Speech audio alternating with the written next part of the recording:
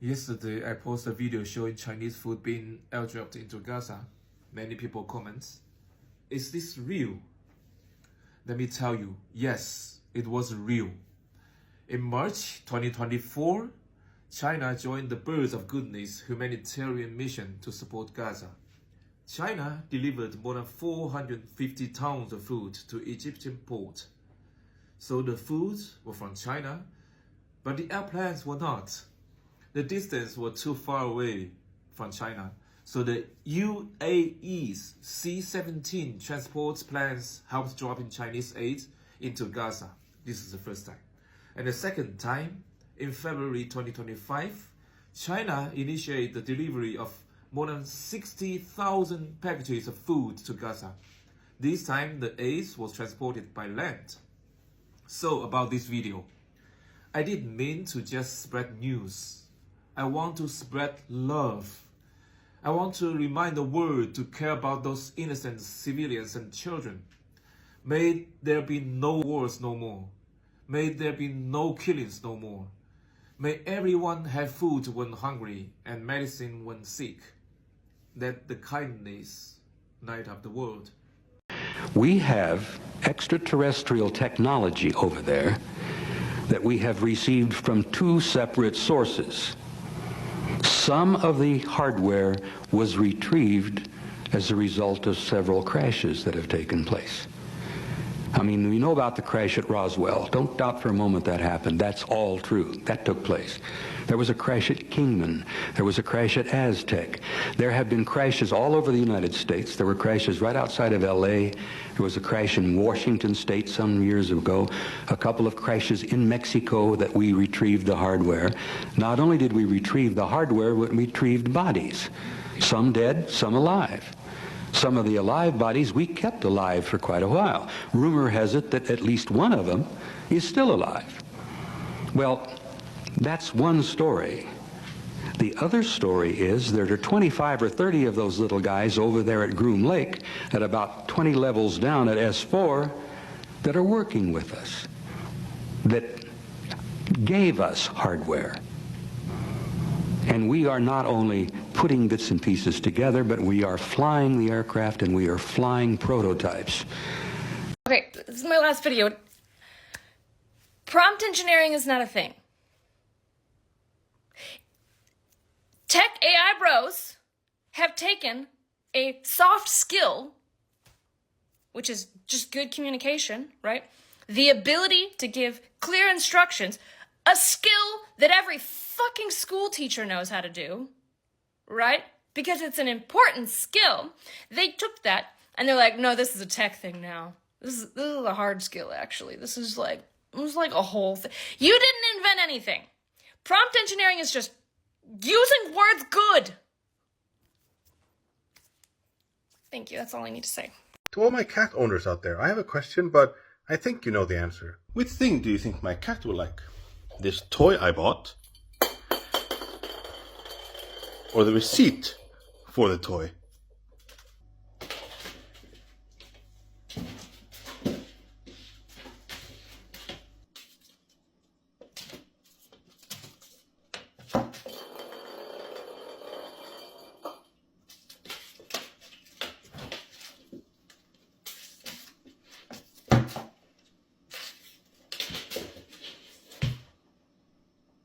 Can I pee standing up like daddy? This is a question my 4-year-old asked me, and let me tell you what I didn't say. No, you're a girl, and girls sit down to pee. No, that's ridiculous. Daddy has a penis, and only people with penises pee standing up. Do you have a penis? She had made an observation, and clearly she was curious about this. All of those types of responses would have shut down the conversation and probably made her feel bad for asking the question. So here's what I did say. I said, you know, when you were in a diaper, you did pee standing up sometimes. But now you don't wear diapers, so you go to the bathroom and you pee in the toilet. Do you want to try? You want to try standing up and seeing if you can aim into the toilet? She thought it was really funny, so she did. She tried, and we kind of talked it through and figured out how we could do it and how you could stand up. And she asked me if I wanted to try, and I said, no, it seems a little difficult. And she's like, yeah, it's not that very easy. I think I'm just going to pee sitting down. I said, okay, that's probably a good decision. And that was it. The whole interaction from the moment she asked the question to the moment she made her own realization and conclusion about whether or not she can pee standing up was a positive interaction. When your kid comes to you with a question, don't dismiss their question. Encourage their curiosity, because what you want is that in the future, they feel comfortable coming back and asking you their questions, whether it's sex related or not. My kitchen doesn't have a stove, but I can still cook in it, directly on the countertop, without any visible burners. Thanks to an invisible induction cooktop installed beneath the surface, I can prepare meals without clutter, without bulky appliances, and without compromise. I just place the pan on the counter, and the heat kicks in, instantly and silently. The countertop itself never gets hot, only the pan heats up. That means I can touch the surface safely even while cooking. And if I place the pan back, it picks up right where it left off, continuing to cook the food perfectly. That's the InvisiCook experience. Sorry, your hands are getting a little bit sweaty. Is there somebody here that you don't want us to be seen holding hands? Bez, your hands are just sweaty. It's not my hand right now. Look, everyone, look. We're holding hands. What are you doing? It's slipped. Hunter! Am I not allowed to walk in peace? No, you have to hold my hand. Sweetheart. Hunter, how are people going to know we're dating? Does that matter? Hold my hand. This bond. They already think we're brother and sister. Does it matter? No! Not let go! Excuse me? Excuse? What? Why would you let go of my hand? I just don't think Why are we... you walking? I'm talking to you. We can walk without it. Why? Did you see somebody? You want to show people you're single? Okay, fine. I'm not going home unless you Here, hold hold it. my hand. Hold my hand. That's ready. Why are you stopping? Come on. Come here. What? Why? Why? What? Okay, what? Never do that again. Alright, I'm sorry. It's dangerous. I mean, I got a hand cramp. No, stupid! Did you hear it? Whoa. That's what I mean, it's scary. Okay. Reaction. Sorry. Don't do it again. Whoa, what is that? Hello, puppy. Whoa. Hello, puppy. Are you friendly? Are you friendly? Can I pet you? Whoa. Can I pet you? You're a friendly puppy. Whoa. Are you friendly, puppy? Come here. Hello, puppy. Can I get a good look at you? Whoa, you're a pretty puppy. Come here, pretty puppy. Boop. Boop. Boop, boop, boop. Would you like to come inside, puppy? Come here, puppy. Hey, you want to come inside? Come meet my dog and cat. There they are. Hi. Hi. Come on. Nope. Come here. Get up here. There you go. Good girl. Yeah, you're a good girl. You're a good coyote. Ah, you're good. Wow, she's so vicious. Hi, good girl. What do you think about this controversial idea that humans actually are not progressing at all? John Gray is a famous British political philosopher, and one of his most famous ideas is that progress is a myth, specifically that it's a myth that we get from monotheism, even when we're doing it in a secular form. His argument is that science and technology advance, and we certainly have evidence of that, but human nature is exactly the same. We have yet to eradicate slavery. We are still doing wars and genocides even after the Enlightenment. And it's kind of a dark quote, but what do you think about this quote? Humans aren't getting better. We're just getting faster at doing the same things that we've always done, conquering, consuming, and comforting ourselves with stories. His argument is that before monotheism, we really had no sense that society was going or the world was going in any particular direction at all. But then once we get kind of Christian theology that we're going towards utopia, then as we leave Christianity and we have the Enlightenment and we go towards secularism, we still keep that myth that we are progressing towards the world getting better, but we actually have no evidence that human nature has changed at all. We're just as authoritarian, we're just as violent, we're doing the same things that we've always done. So what does he tell us to do with this information if this were true? And he doesn't offer any comfort, any solutions, any calls to action like most thinkers do. What he essentially wants you to do is realize that you need to give up grand ideologies because whether it's religious or political or scientific, anything that promises that the world's going to be better or promises some kind of utopia or salvation is going to fail, and it's an illusion, and the old king is going to be just like the new king. And so instead, live personally, ethically, and humbly without the illusion that history is going towards utopia in any way. So he literally tells you, let go of the narrative, watch birds, read poetry, sit in silence, resist the urge to always explain or fix, and live like mystics or poets or naturalists. One of his most famous quotes is, "The idea that human history is a record of progress is a superstition. The human animal will continue to dream, destroy, and delude as it always has." And there's some pretty good evidence for that. He also believed that societal collapse was likely, that we're not going to be able to sustain what we're doing forever, but that denial or panic are both forms of illusion, and instead just sit with it with clear-eyed realism and don't expect a happy ending, just be present and witness it. So what do you think? Is human nature actually improving? Do we have evidence that the world is getting better, or are we deluding ourselves and we're just doing what we've always done, just at a grander scale and with better technology? Interesting question. Please leave your answer on that question down below.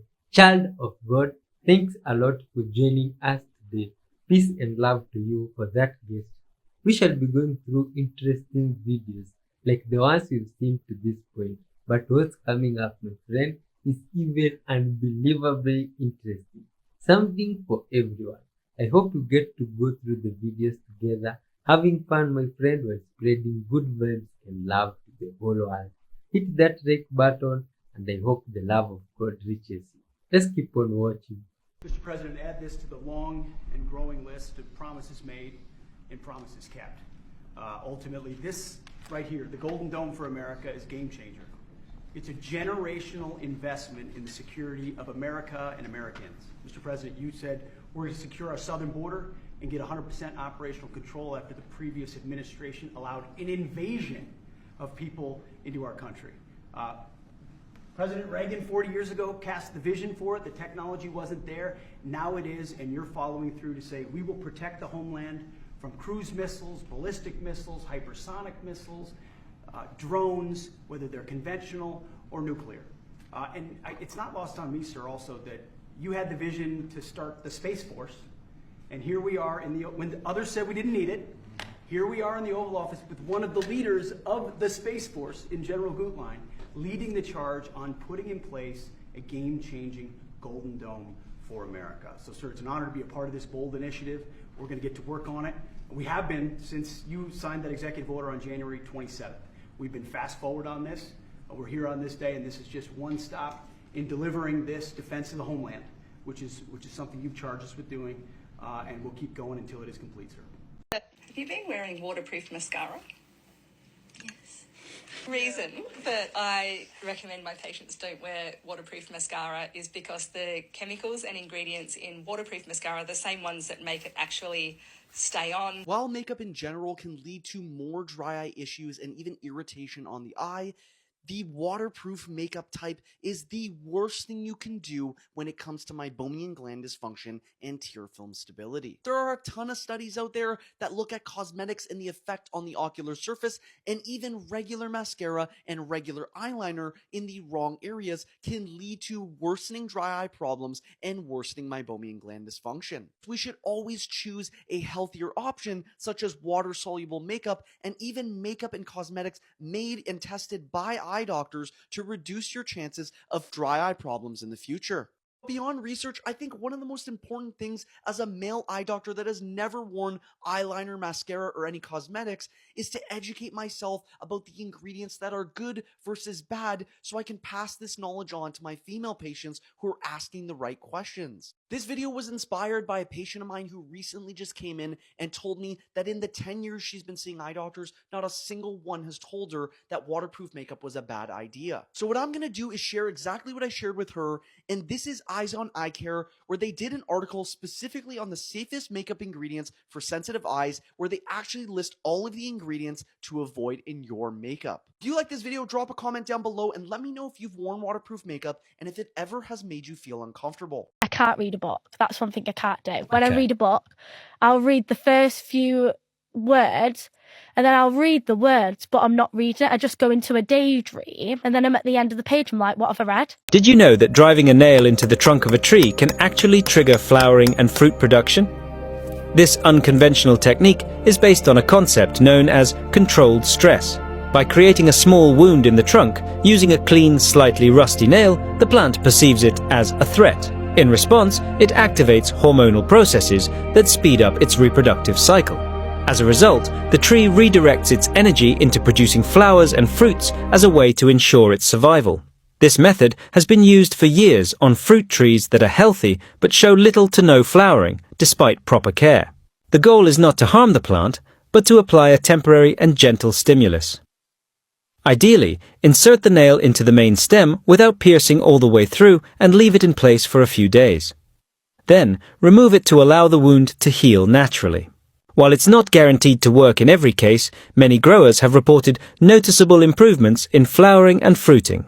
It's a fascinating example of how stress, when properly applied, can have positive effects on plant biology.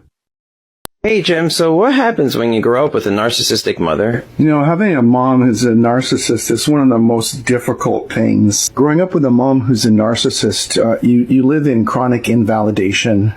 Your feelings don't matter and they're put down, and they're really not accepted unless they mirror what your mom's feelings are. A lot of times a narcissistic mom will compete with their children. They will triangulate or pit one child against the other. They don't respect boundaries. They'll often put you down because they don't want you to get too important. They want to keep you in line, so to speak. Having a mom who's a narcissist can be a real mind game, because this is the person who's supposed to love you unconditionally, yet they seem threatened by you and they seem to want to hurt you.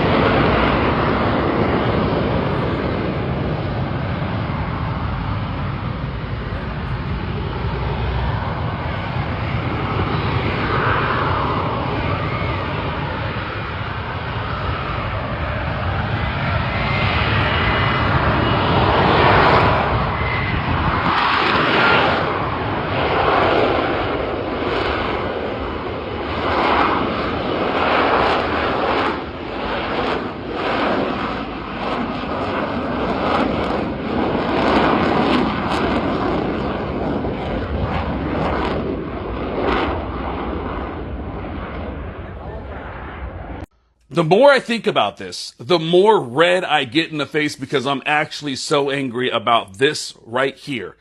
These are the medical tests for the medical testing I have to have for my temporary residency permit. I had to pay about $70 or 7,000 rubles to get this testing. But what's making me mad, and it should concern all of you living here in Russia, is that I hardly did any testing. I did a urinalysis, I did blood work. I did an x-ray. And out of the 6 or 7 tests I had to do, those were the only 3 that they checked. When I went into a room, they simply asked, have you ever had a disease? No. Okay, click, sign, next room. You walk into the next room. It's a psychiatrist who didn't say one word to me. Click, sign, have a good day. So you're telling me that these people, I just paid them to do medical testing, aren't doing their jobs. But how does that affect you here in Russia? You see, you're having a lot of non-skilled workers, and you know exactly where they're coming from, who are coming through these facilities. It's not the Russian government's fault. These facilities, and they're not being checked for diseases. And they're not getting checked by a psychiatrist to make sure that they're eligible to be in the country. So I think you can see why I'm a little bit upset. What did I pay for? I think they should give me half my money back, because half the testing wasn't even done properly. And that isn't a state clinic. This is a private clinic. And I think that we need to be concerned, because my goal, of course, is Russian citizenship, that, not the Russian Federation, but these clinics, these private clinics, are not legally doing their job to the standards of the law of the Russian Federation, and that will eventually affect us all. Let me know what you think in the comments. I'm silly for making this video, because I really wasn't that worked up. I've had the results since yesterday, but I just sat here and I was just thinking about, you know, it isn't just about me, it's about the effects of what could possibly be. Y'all let me know, when is the right time to let my grandma know that she needs to be in a home? She cannot be living by herself, because I pulled up to her yard. She got these flamingos with the legs all bent up. I'm like, Grandma, why you bend the legs on that flamingo? She's like, oh no, it was on sale, so I had to bend the legs. It's a pink duck, had long legs, so had to bend it. I was like, Grandma, that's a flamingo. She's like, no, it was on sale. It's a pink duck. And this is the one that pissed me off. This is the one I was like, Grandma, like, what the hell is this? Putting little boots on a flamingo, talking about it's on sale. Pink duck, defective item. That's why they came with long legs. No. I confiscated like 5 things from her house. She can't live by herself no more. She was drinking water out of this. She said this is her cup. I'm like, Grandma, what about when you drink hot coffee? Don't the wax melt? She's like, yeah, but I don't drink the bottom. Dog, she's never lit this candle. How is it so low? Caught her ass eating cereal with this. I mean, low-key, it was like scraping off the cereal off the spoon. But dog, she cannot live like this. This one, I was like, Grandma, why is your lotion in the fridge? She's like, oh, it's not lotion, it's yogurt, honey. Now, that one was kind of smart, so I had to bring this one for myself. Dog, she was cooking on this. I was like, isn't this for bacon, Grandma? She's like, no, I cook my eggs on there. How she do this? She said she don't got no pans. Look at this. Dog. My grandma, she's almost 90 and she still lives by herself. Respectfully, I think there's more than plenty of signs. It's time. She's going in a home. I'm sorry.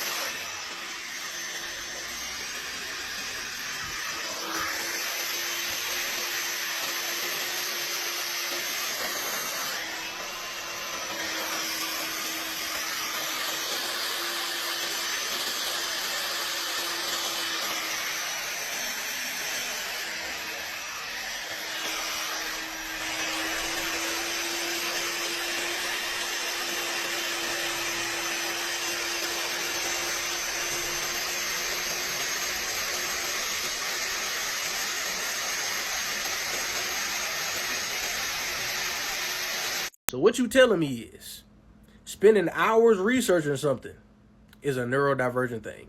I thought everybody just did that. And it could be something super important or just stupid. But you just want to know everything about it. That's not normal? That's a neurodivergent thing. I thought everybody just did that. Like if I randomly just see a butterfly, I will literally spend 2 or 3 hours researching every single thing about it.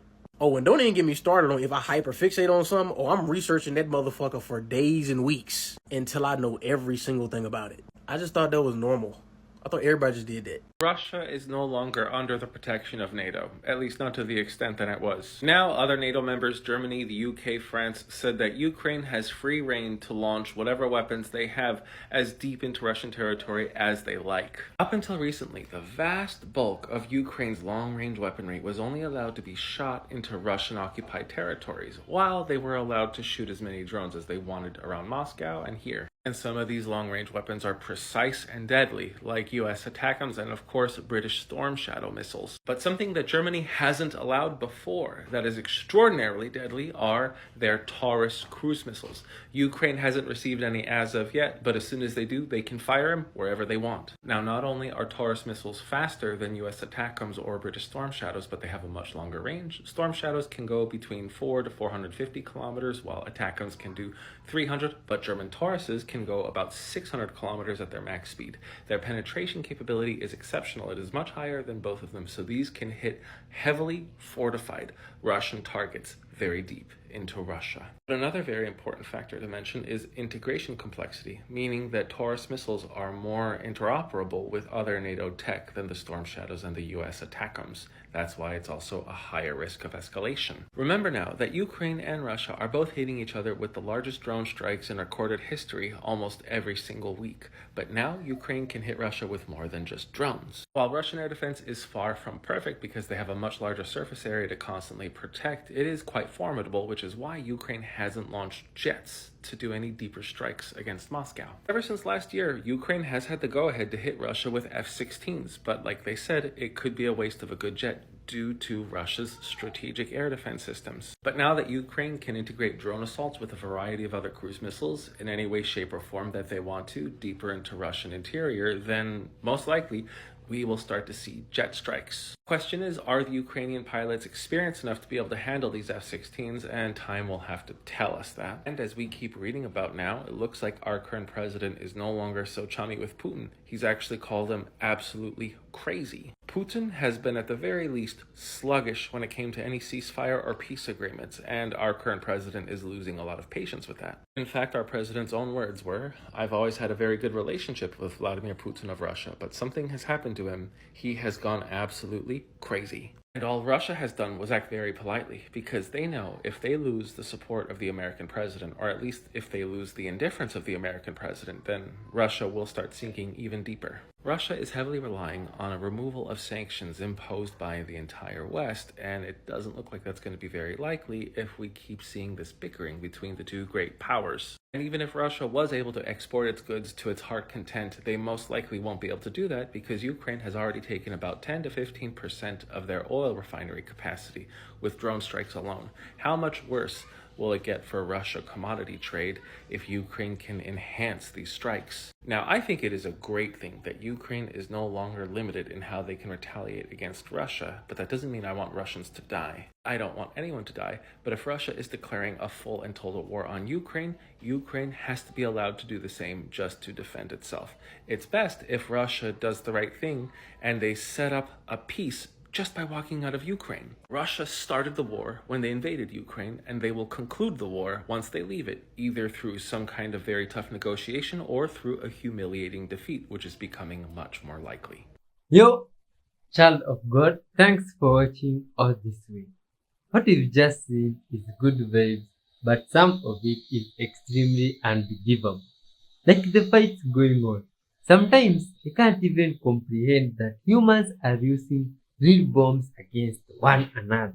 You see, that is one thing that is extremely hard to comprehend. You see, imagine a human being sent to another country to go do damage to other humans. Does it make sense to you, good vibes? Press that like button so that we may spread love to this wonderful souls out there. Maybe together, my friend, they can be reached by this message of unity and peace. And all this chaos can at least be diluted in the world. Lots of mad stuff going on around us. Anyway, we've reached this point, my friend, where we share something from the book of wisdom. And today's word for closing the show, my friend, comes straight from the book of Matthew. Matthew chapter 5 verse 38 going down. Listen to what it says. You have heard that it was said, eye for eye and tooth for tooth. But I tell you, do not resist an evil person. If someone strikes you on the right cheek, turn to him the other also. And if someone wants to sue you and take your tunic, let him have your cloak as well. If someone forces you to go 1 mile, go with him 2 miles. Give to the one who asks you, and do not turn away from the one who wants to borrow from you. Loving is caring. Very interesting words there. Let's say a short quick prayer and call this show a wrap. Thank you, wonderful precious Father, for this far. Being with us from the beginning up to this point, Father. We give you glory for that. Thank you for this precious viewer that you have directed to this channel today. Thank you for your love, Father. Dear Lord, through the experience that you've given them in this episode, Father, may you also reach them and add to them your blessings, Father. Be merciful to them and always forgive them their sins. Lead them in your path, Father, and help them to be good to everyone, to those around them, Father, so that your goodness might be seen through them. In your holy name, Jesus Christ, we do pray, trusting and believing. Amen. Till next time, wonderful, beautiful child of God, peace, love, and good vibes be with you. I've been your host and friend, White 101H. Bye-bye.